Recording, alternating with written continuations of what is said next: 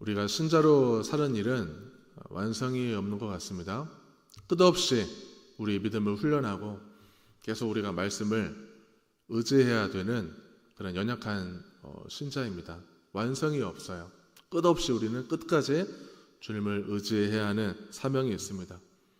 기분이 좋을 때는, 일이 잘 풀려서 기분이 좋을 때는 한없이 좋을 것 같은데 우리는 금방 또 시험 들고 넘어지기도 합니다.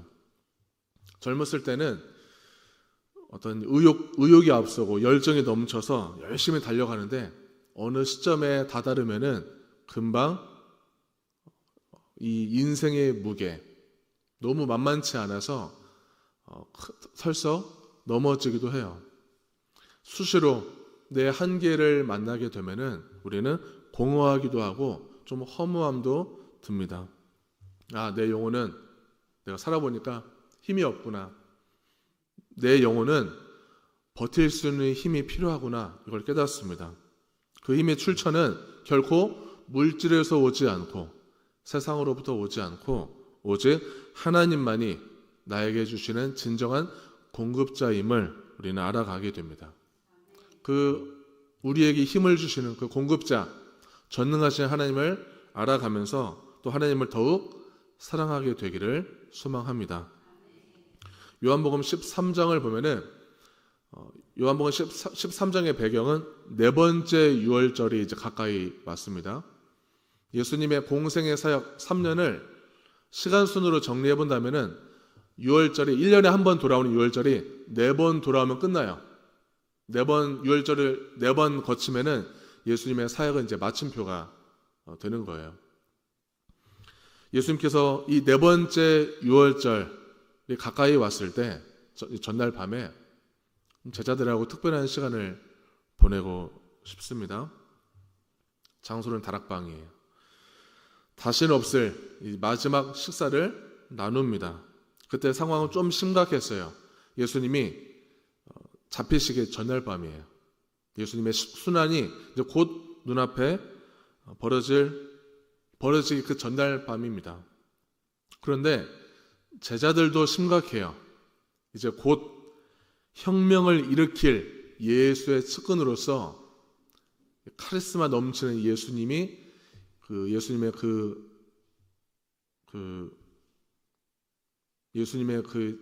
혁명 작전, 그 혁명 작전을 이제 곧 밀실에서 제자들과 야합하면서 그 작전을 공유할 때가 왔습니다. 이제 곧 우리 이스라엘 나라는 독립될 거야. 그리고 예수가 왕이 될 거고 예수 옆에 2인자 자리에 대해서 기대감이 있어요. 예수님의 심정은 더 암울합니다. 곧 가룟 유다가 자기를 배반할 것을 다 아시면서도 준비한 대야와 수건을 가지고 제자들의 발을 씻기셨어요. 그러면서 말씀을 하십니다. 서로 사랑하여라. 내가 너희를 사랑한 것 같이 말씀하셨어요. 제자들은 좀 이해가 안 돼요. 곧 나라를 뒤집을 지도자이신데 그런 지도자가 할 수 있는 말과 행동이 아니에요. 이해가 안 됩니다. 근데 가룟 유다는 이미 예수 혁명 정부는 없다고 결론을 내버렸어요. 나머지 제자들은 아직 예수를 믿기 때문에 이 예수가 이끄는 나라, 예수가 왕이 되는 그 나라의 그 도래를 기대하면서 지금 눈치 보고 있습니다. 예수님이 왜 저는 말씀하시지? 예수님이 왜 우리 발을 씻기셔? 이러면 안 되는 거 아니야? 눈치를 서로 보고 있어요. 예수님이 서로 사랑하라고 말씀하셨어요. 사랑하라. 사랑 너무 중요하죠. 근데 더 중요한 것은 사랑의 근거가 예수여야 하는 거예요. 그리스도인의 삶은 마치 이렇게 암울한 상황에서도 예수님의 사랑 덕분에 인내할 수 있어야 하는 것입니다. 내가 예수님의 사랑을 받았기 때문에 참고 또 참는 삶이어야 하는 거예요. 수시로 주변이 나를 애워싸고 나를 짓누르고 악이 지배하고 공동체가 그 마귀 사탄 때문에 여러 사람들의 사단의 종로를 하는 사람 때문에 공동체가 위태로울지라도 그걸 다 알면서도 주님의 뜻을 위해서 묵묵히 주님의 뜻을 따르는 삶이에요. 지금 이 다락방에서 그런 분위기가 감돌고 있어요. 그런데 그런 분위기를 전혀 눈치채지 못하고 제자 빌립은 예수님께 묻습니다. 주님이 말씀하시는 아버지 하나님을 저도 보고 싶습니다. 하나님을 보고 싶어요. 하나님을 만나고 싶어요. 그러냐? 나를 본 사람은 아버지를 본 사람이다 말씀하셨어요. 나를 본 사람은 아버지를 본 거야. 내가 아버지 안에, 아버지께서 내 안에 계시고 있어. 예수님께서는 연합이라는 그 하나님의 존재 양식을 지금 알려주시는 거예요. 성부 하나님과 성자 예수님의 연합된 상태, 삼위일체 하나님을 알려주셨습니다. 이것이 하나님의 스타일이에요. 예수님이 어떤 분이죠? 하나님의 아들이세요. 성부 하나님과 성자 예수님은 한 분이십니다. 자, 코앞에 예수님이 계시는데 빌립은 하나님이 안 보이는 것처럼 말하고 있는 거예요. 마치 이 빌립과 같이 우리도 우매할 때가 있어요. 주님이 앞에 계시는데 주님이 안 보일 때가 있어요. 과거에 우리가 주님을 뜨겁게 만났을지라도, 과거에 생생하게 주님을 경험하고 만났을지라도, 그 음성을 들었을지라도 우리의 삶은 주님이 안 계신 것처럼 사는 거예요. 매일 우리 넘어지고 감정의 기복이 넘실대고 수시로 말 한마디 때문에 상처를 입히고 상처를 받으며 살아가요. 우리 별거 아니에요. 생각해보면 정말 우리는 너무 연약하고 별것도 아니에요. 대단한 것처럼 보이지만 빌립처럼 소경이에요. 우리는. 근데 이 빌립은 연약하지만 그래도 한 인간으로서 이 신에 대한 처절한 목마름은 있었어요. 주님 보고 싶어요. 주님 만나고 싶습니다. 저 뭘 모르지만 아직 그래도 주님을 경험하고 싶은 그런 애절함이 있어요. 우리도 앞이 캄캄하고 희망이 없을 때 신의 응답이 참 간절합니다. 하나님을 보고 싶고 만나고 싶어요. 그래서 예수님은 인간과 신의 연결을 이렇게 표현하고 있습니다. 15절 말씀 같이 보겠습니다. 너희가 나를 사랑하면 나의 계명을 지키리라. 아멘. 자, 예수님이 누군지 알면은 예수님께 사랑에 빠집니다. 예수님께 사랑에 빠지면 그분의 계명을 지키고 싶어 해요. 이것은 16절에 나오는 보혜사 성령과도 연결이 되고 앞에 14절 말씀과도 연결이 됩니다. 우리 14절 말씀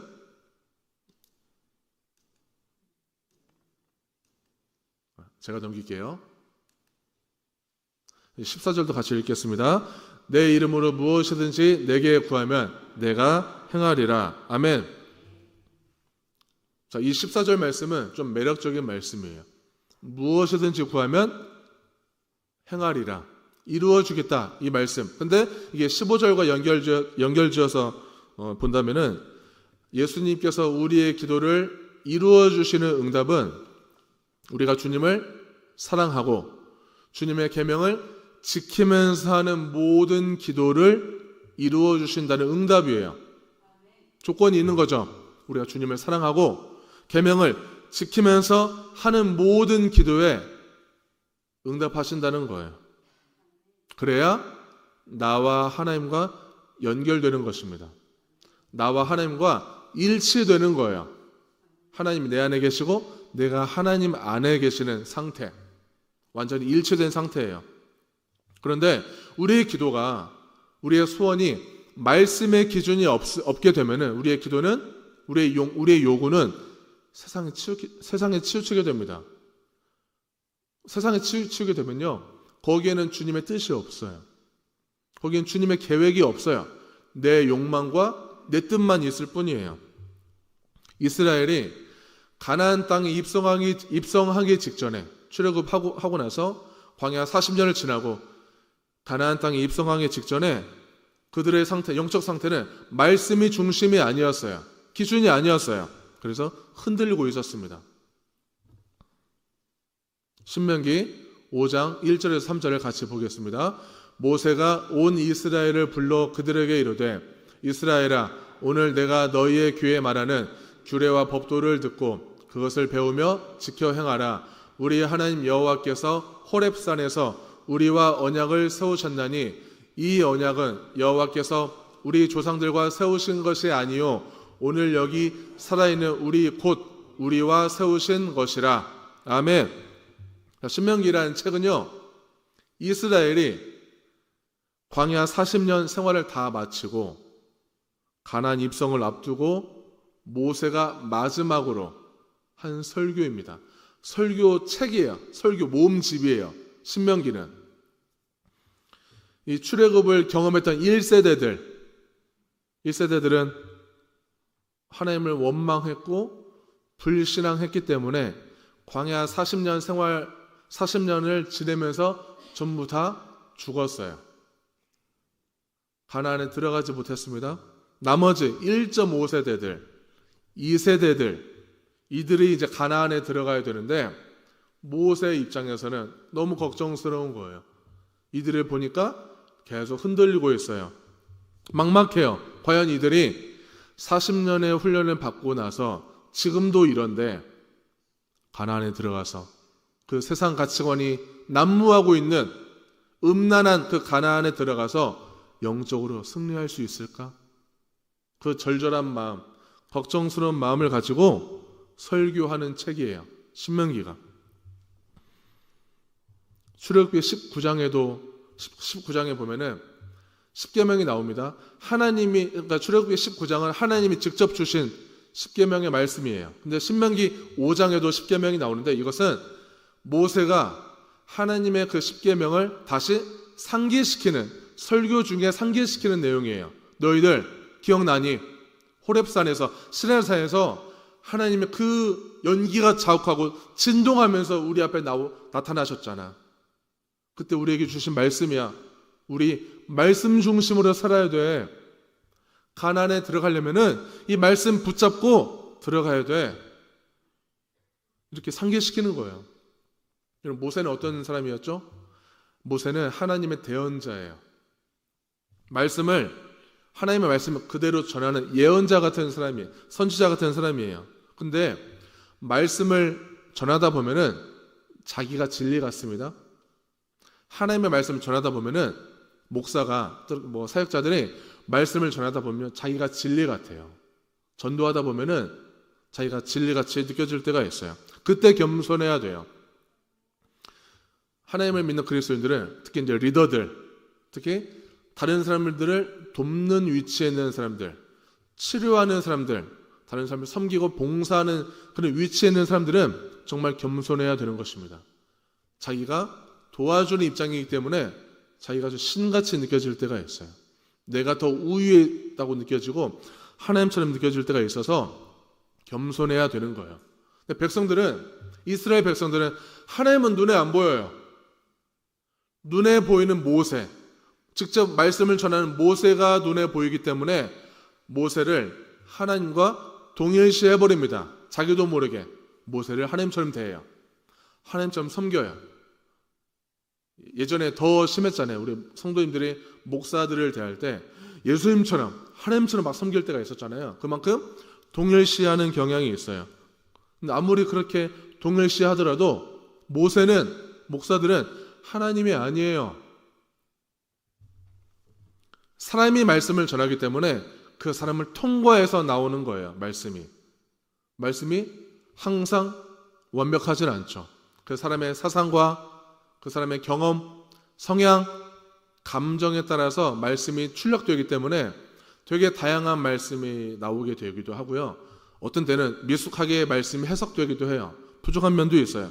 그래서 사람을 보면 실망하는 거예요.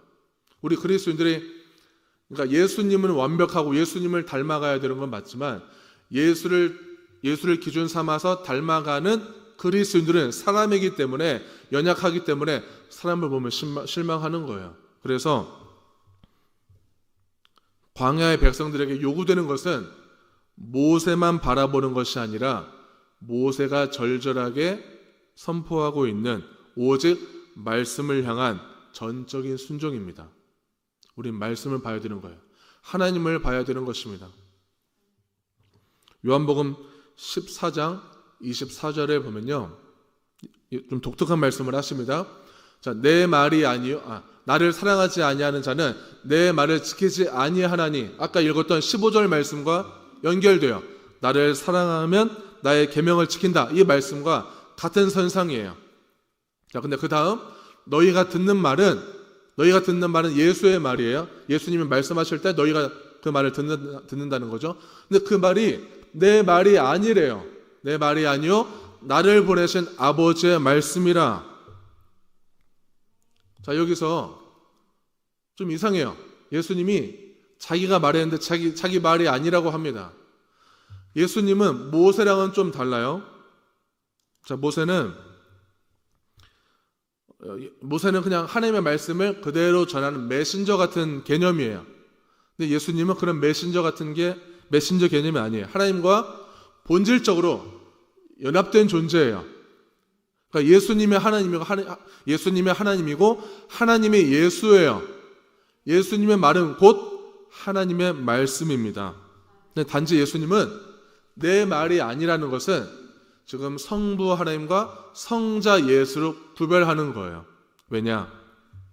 제자들이 예수를 바라볼 때 하나님으로 바라보지 않고 인간 예수로 바라보고 있기 때문에 혹여나 어떤 인간적인 말로 제자들이 들을 수 있고 어떤 인간의 자의적인 해석으로 제자들이 받아들일 수 있기 때문에 서로 사랑하여라, 이 말이 사랑하라는 이 하나님의 말씀에 책임을 갖도록 나는 그저 내 말이 아니라 아버지께 보냄받은 것으로 얘기하는 것입니다. 그러니까 좀 한 단계 겸손한 자세를 취하는 거예요. 근데 따지고 보면은 나는 아버지께 보냄받았다, 이 말도 내가 하나님이야, 이 말과 똑같은 거예요. 근데 제자들은 알아듣지 못해요. 내 말이 아니야. 아버지, 너희가 잘 알고 있는, 너희가 믿고 있는 하나님의 아버지의 말이야 라고 알려주시는 거예요. 그러면서 자기를 한 단계 더 낮추시는 거죠. 분명 예수님은 위에서 오셨는데 위에서 내려오셨다가 인간의 몸으로 사시다가 더 내려가셨어요. 그리고 정말 다음 날에, 이튿날에 십자가 죽음으로 더 완전히 끝까지 내려가셨습니다. 우리 신자는 어디까지 내려가야 될까요? 예수님처럼 내려가야 되는 것입니다. 내 자존심을 내세울 만한 그 무언가가 있는데 그 무언가를 드러내지 않아도, 그 무언가를 드러내지 않았을 때 내 자존심이 상하고 내 존재감이 사라지고 나를 누가 무시하거나 짓밟고 나를 몰라주더라도 하나님이 나를 아신다는 그 사실 하나만으로도 위로와 평강을 얻을 수 있는 상태까지 내려가야 되는 거예요. 아니, 어떻게 보면은 하나님이 내가 하나님만 믿고 예수를 위해서 내려가는데 아무도 나를 알아주지 않아서 아직 하나님의 위로하심과 평강이 내 마음에 찾아오지 않더라도 그래도 내려가야 되는 것입니다. 어떻게 그럴 수 있을까요? 그렇게 내려갈 수 있으세요? 우리는 날 알아주는 거 중요하잖아요. 내 마음 알아주는 거, 내 수고와 내 헌신 알아주는 거 정말 중요하거든요. 저도 마찬가지예요. 수고하고 헌신하는 거 알아주면 정말 기분 좋아요. 알아줬으면 좋겠어요. 근데 계속 내려가야만 하는 거예요. 어떻게 우리 힘으로 할 수 있을까요? 하나님께서 우리를 도와주는 분이 계십니다. 16절 같이 말씀 읽겠습니다. 내가 아버지께 구하겠으니 그가 또 다른 보혜사를 너희에게 주사 영원토록 너희와 함께 있게 하리니. 아멘. 자, 여기서 보혜사는 성령 하나님이세요.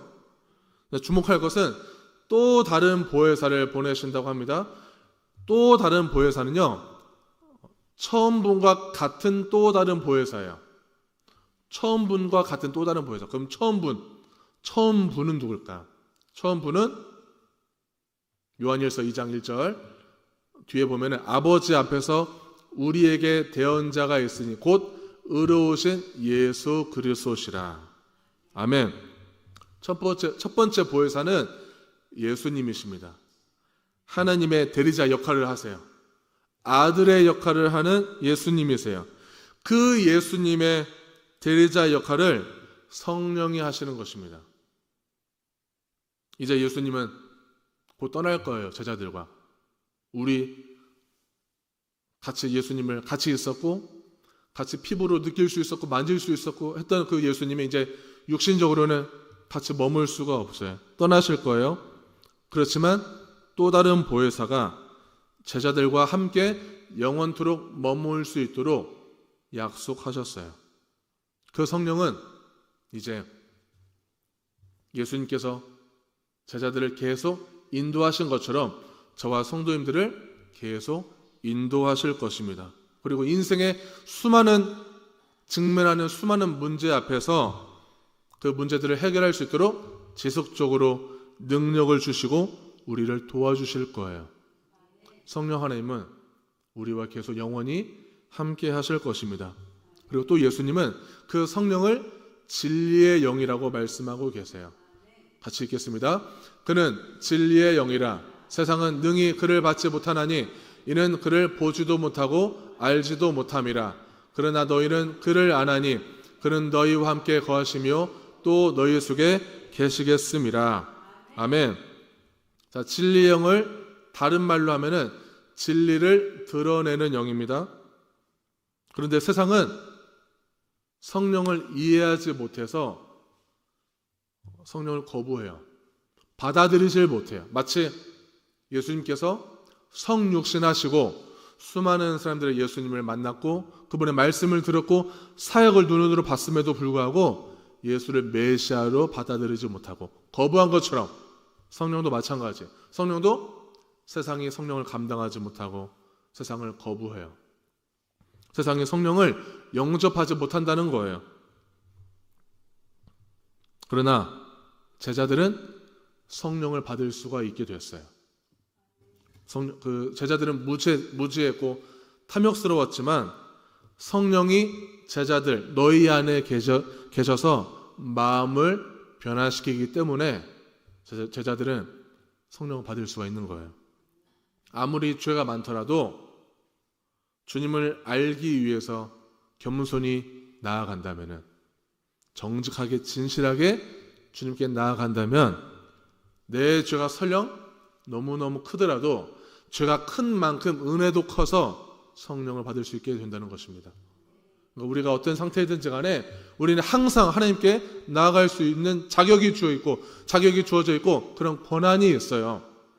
포기하지 마세요. 우리가 매일 성령 하나님께 나아가시길 바랍니다. 주님을 사랑하게 되면 그래서 나를 통해서 진리가 드러나는 것입니다. 내가 주님을 사랑하게 되면 교회가 해야 할 일을 정확히 그 사명을 잘 감당하게 되면은 진리가 드러나게 되어 있어요. 세상은 교회가 참 따뜻해 사랑이 넘쳐 이 정도만 얘기할 뿐이지만 우리는 알죠. 교회는 진리를 드러내는 역할을 하고 있다. 나는 나의 그리스도인 나는 말씀을 따랐을 뿐인데 나를 통해서 진리가 드러나고 있어요. 그때 나가는 언어들은 진리의 언어가 나가요. 사랑의 언어가 나가요. 살리는 언어가 나가는 것입니다. 예수님께서 사도들이 오순절에 예루살렘 어느 다락방에 모였습니다. 이 오순절은요 6월절을 지낸 지 7주가 되는 그 날을 기념하는 절기예요. 오순 50을 뜻해요. 50. 그러니까 6월절을 지내고 7주면은 며칠일까요? 7, 7에 49. 6월절까지 포함해서 50일째 되는 해에 오순절을 이제 지킵니다. 이 오순절은 처음 익은 곡식을 추수한 것을 기념하는 절기예요. 오순절은. 이 오순절에 사람들이 모여 있어요. 예수님께서는 6월절에 십자가에서 죽으시고 부활하셨고 부활 후에 40일째 되던 날에 승천하셨어요. 그리고 성령께서는 예수님의 승천 이후에 열흘째 정도에 성령이 임하셨습니다. 이 오순절날 성령이 임하셨어요. 그 다락방에. 그때 오순절에 한 120명 정도의 신자들이 모여 있었습니다. 그때 기도하고 있었어요. 그러니까 오순절에 사람들이 모여서 기도하는 것은 관행 같은 거예요. 오순절을 지키는 그 관행이었어요. 마치 우리가 매일 주일마다, 새벽마다, 수요일마다 모여서 예배드리고 기도하는 것처럼 그런 어떤 관행 같은 거였어요. 근데 아무도 몰랐죠. 그날 성령이 임하실 줄은 전혀 아무도 예상하지 못했습니다. 그때 방언이 터졌어요. 수많은 사람들의 방언이 터졌어요. 그리고 베드로의 설교를 통해서 3,000명이 회개하고 세례를 받게 되었어요. 이 3,000명이 훗날 그리스도를 따르는 수많은 사람들의 첫 열매가 된 거예요. 그때 첫 성령 임재 사건을 통해서 첫 열매가 된 것입니다. 이 오순절 성령 임재를 통해서 앞으로 성령께서 이 세상을 영원히 변화시킬 것을 확증하신 것입니다. 사도행전 2장 3절에 보면요, 성령께서는 어떻게 우리를 일하시고 어떻게 확증하시고 어떻게 일하시냐, 각 사람 위에 하나씩 임하십니다. 그냥 뭉뚱그려서 성령의 바람이 휘감고 그냥 끝나는 것이 아니라 저와 여러분 모두 각 사람 한 명 한 명에게 구체적으로 성령이 임하신다는 거예요. 전 여기에서 하나님의 성품을 다시 한번 느꼈어요. 하나님은 우리를 인격적으로 만나고 싶어 하신다는 거예요. 아주 구체적으로 매일 성령이 우리에게 우리 삶에 임재하신다는 것입니다. 자, 예수님께서는 예수님 이전에도 하나님은 우리와 함께 계셨어요. 예수님이 성육신 하시고 예수님이 우리와 함께 계속 계셨습니다. 그리고 십자가에서 죽으시고 부활하시고 승천하신 후에도 성령께서 우리와 계속 함께 하셨어요. 이 삼위일체 하나님의 이 연합된 속성처럼 우리와 영원히 연합하여 계시는 줄로 믿습니다. 이것이 우리 각 개인과 교회 공동체가 붙잡아야 할 진리의 말씀이에요. 능력의 말씀입니다.